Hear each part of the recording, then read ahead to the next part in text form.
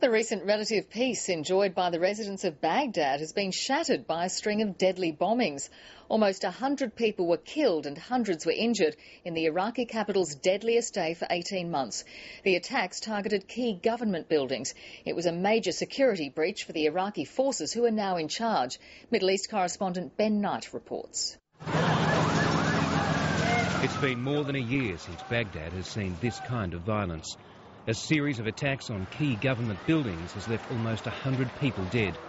The first was a truck bomb near the Iraqi Foreign Ministry, close to the heavily fortified Green Zone, strong enough to have been felt in surrounding buildings.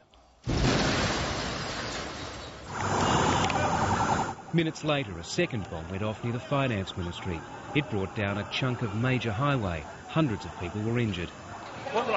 We were sitting in the kitchen inside the house when suddenly we were showered with the glass of the windows and the doors were knocked down over our heads.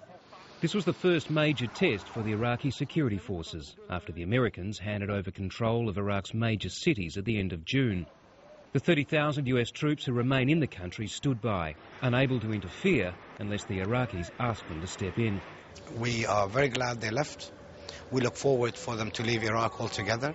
The White House has called the attacks senseless violence, but it says it won't slow down its withdrawal.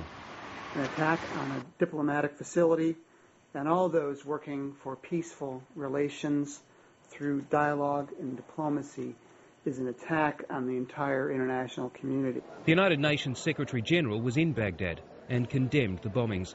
I'm saddened by that the violence continues, including an appalling string of attacks today in Baghdad, which took the lives of scores of innocent people. The Iraqi government has blamed al-Qaeda-linked militants for today's attacks and has ordered a review of security measures in the capital.